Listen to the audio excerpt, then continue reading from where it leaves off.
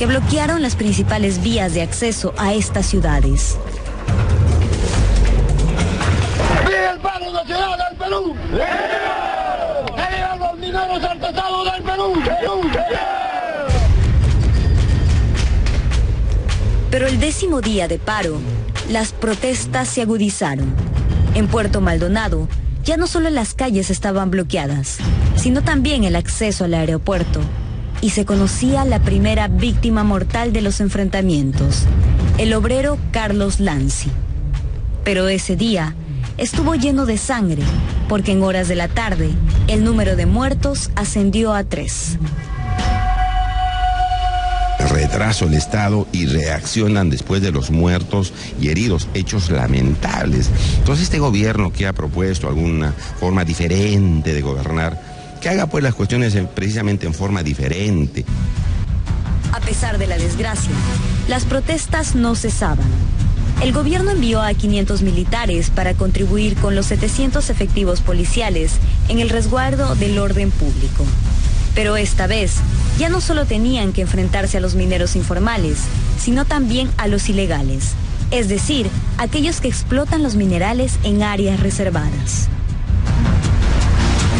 Que las conversaciones avancen y que los que están en la minería ilegal entiendan que esto lamentablemente se tiene que acabar. No podemos seguir con esa depredación. Está bien que el Estado saque dispositivos para sancionar severamente contra quienes hacen minería ilegal, pero a veces estos tienen un efecto relativo. Si no se resuelve a través del diálogo, los problemas subsisten. La situación se tornaba incontrolable, por lo que el gobierno insistía en el intento de retomar el diálogo con los dirigentes. Así se logró concertar una reunión para hoy, en la que después de 7 horas de diálogo se llegó a un acuerdo. Quiero anunciar con mucha satisfacción que hemos logrado un acuerdo con la Federación Minera de Madre de Dios, FEDEMIN, FEMARCIN y Mineros con Derechos Adquiridos del Río Malinowski, y hemos suscrito el día de hoy un acta. Efectivamente se levanta la paralización porque hemos llegado a un acuerdo en el cual este acuerdo va a ser publicado el día de mañana por el Ministerio, va a tener rango ministerial. ¿Que han llegado ustedes? Se van a abrir mesas temáticas en Puerto Maldonado. Se logró establecer un proceso de formalización en un plazo de 1 año. El problema de la minería informal en el corredor minero de Madre de Dios se convierte en una mesa de trabajo permanente. La misma que en un plazo de 90 días, computados desde que se ha suscrito esta acta, trabajará conjuntamente con las autoridades del gobierno nacional y gobierno regional mecanismos para agilizar el proceso de formalización de los mineros informales que están en el ámbito del anexo 1 del decreto legislativo 1100. Además, se establecieron medidas para contrarrestar la minería ilegal.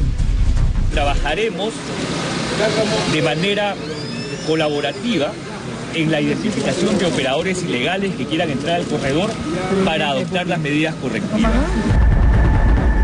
Un trabajo arduo, pues según el Ministerio de Energía y Minas, son alrededor de 100.000 mineros por formalizar. Y los estudios del ingeniero Leopoldo Monzón identifican hasta 110 plantas de minerales ilegales que tendrán que erradicarse. ¿Será suficiente en 1 año para lograrlo? Al cierre de esta edición, seguían reunidos los representantes del Consejo de Ministros y los de la minería en Arequipa. ¿Se cumplirán sus expectativas?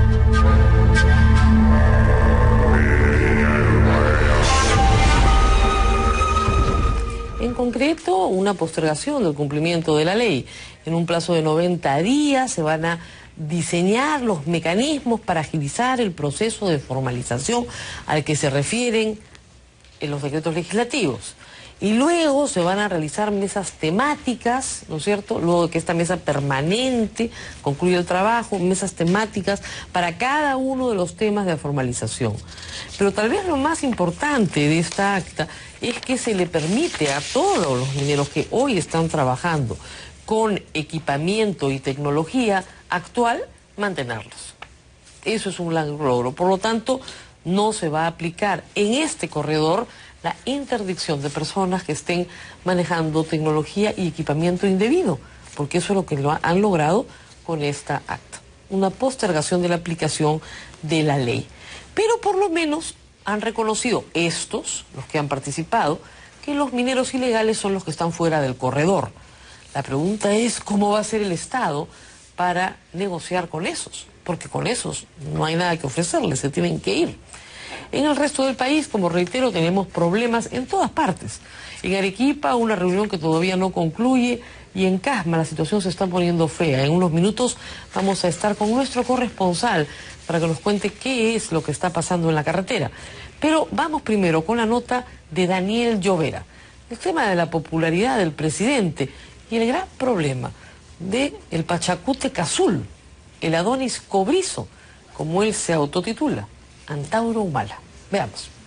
¿Cómo asume usted las críticas del traslado de su hermano del penal Piedras Gordas a una celda en la Escuela Militar de Chorrillos? Bueno, todo el mundo tiene la libertad de hablar. Yo creo que el presidente de la República, como jefe de Estado, no le corresponde estar hablando de temas familiares, sino lo que le corresponde es hablar de temas de Estado.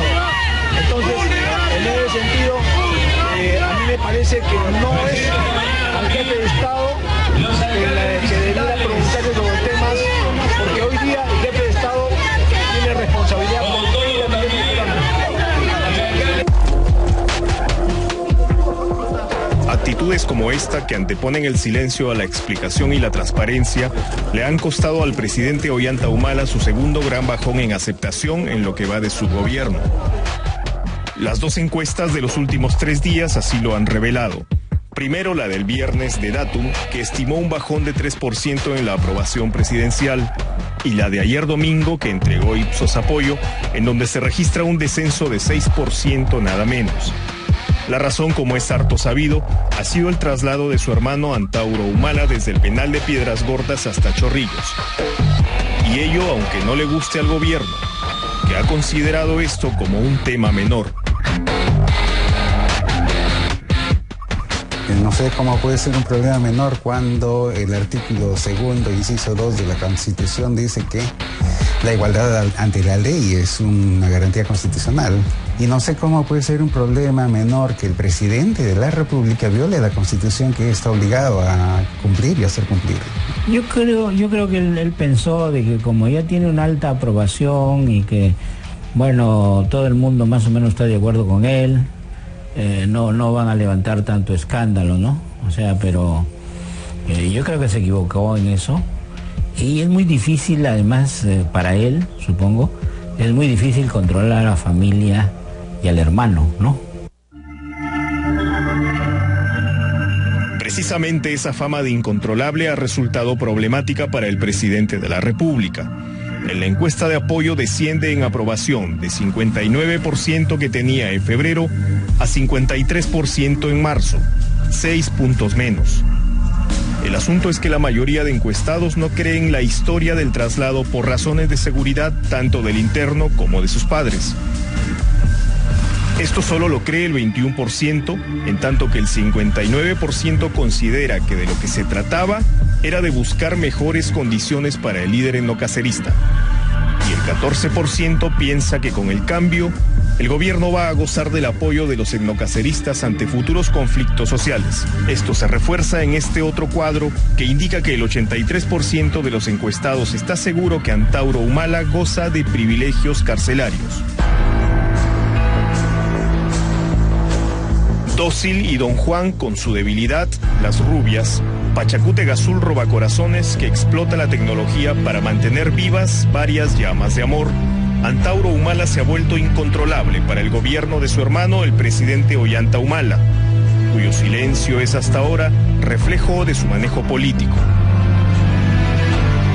Yo creo que él pensó de que como ya tiene una alta aprobación y que, bueno, todo el mundo más o menos está de acuerdo con él, no van a levantar tanto escándalo, ¿no? O sea, pero yo creo que se equivocó en eso. Y es muy difícil, además, para él, supongo, es muy difícil controlar a la familia y al hermano, ¿no? El padre, sobre todo, y al hermano, ¿no? Son personalidades fuertes. Son personalidades muy fuertes. Antauro es una personalidad muy fuerte.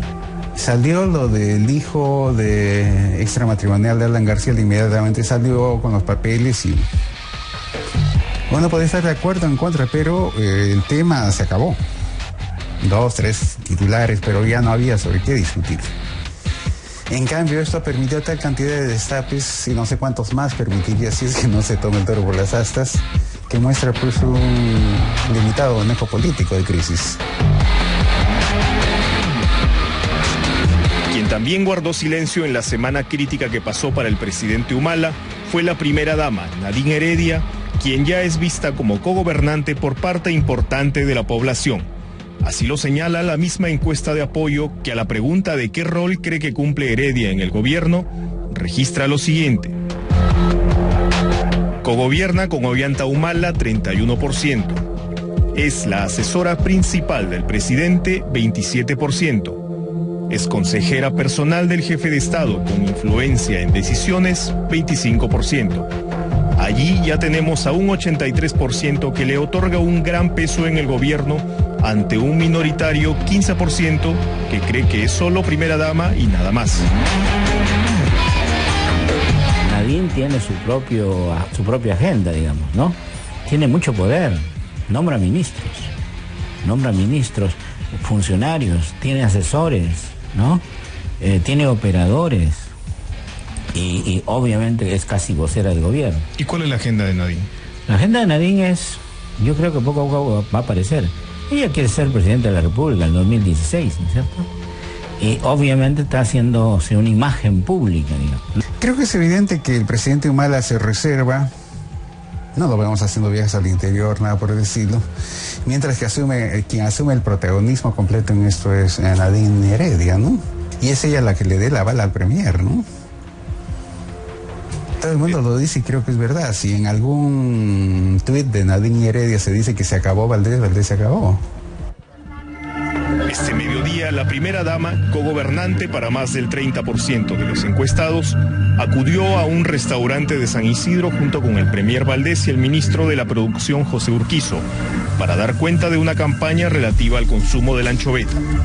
Antes de llegar, los colaboradores de la oficina de la primera dama advirtieron a la prensa que Heredia no daría ninguna declaración, y así ocurrió. Las encuestas parecen haber resultado indigestas. Yo creo que el caso de Nadine ya llegó a un límite donde ya comienzan a haber las críticas claras, ¿no? Sobre su papel, que no es pues de copresidenta o de cogobierno, pero que ella lo está ejerciendo, digamos, ¿no?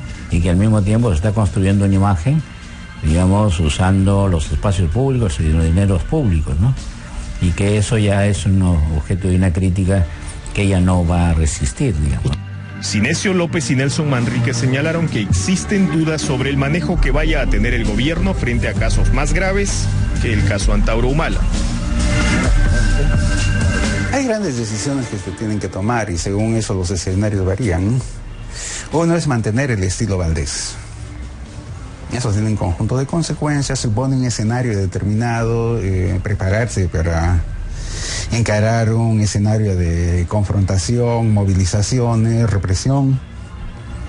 El otro sería retroceder en esta ruta que se ha tomado con Valdés, algo que está dentro de lo posible, ¿no? Que el ministro Valdés sea removido y se ponga otra persona. Yo veo el problema del desgaste, no solamente con la presencia de Antauro, que sin duda es irritante, ¿no es cierto?, sino que hay un montón de elementos más que entran en juego en este proceso político, que Ollanta no ejerce un liderazgo, no hay una dirección clara, no hay nadie quien señale un norte, ¿no es cierto?, y que maneje de forma ordenada el gobierno.